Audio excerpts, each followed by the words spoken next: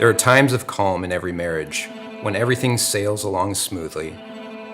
And there are the storms, when you wonder how to keep the water out of your boat, or whether you might actually be sinking.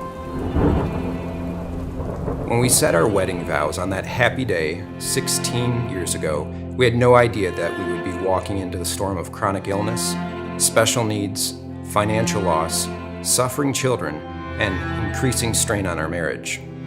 3 years into our marriage, we went through countless consultations and tests to find out why our sweet, smart, funny little boy would turn into someone else with physical and neurological challenges that became extremely difficult to manage.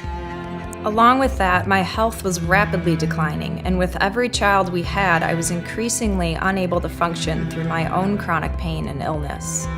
My job often kept me from being home, and so our marriage began to suffer under the weight of it all.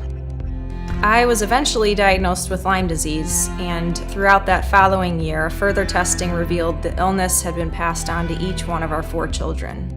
At our lowest, convinced we couldn't endure anything else, it became clear that I could no longer sustain my on-call job. So I left it behind, along with half of our income. We sold our dream home and downsized to a smaller rental home. Then a year later, my new company began to suddenly struggle. I was without a job, leaving us with no income at all. Our family was in crisis and our marriage was really strained. We were so broken and we were wondering where God was. Why was He allowing such deep and layered suffering? We battled despair and hopelessness and deep questions of faith that neither of us had really had to face before.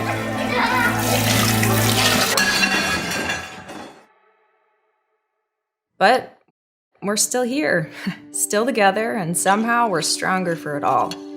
As we look back, we see that God has held us up, not only to survive, but to grow in our love for each other and our love for Him. Each moment of each day, God has helped us to press on. He's held our marriage together when we haven't had the strength to fight for it ourselves. He's taught us to find joy even within the sorrow.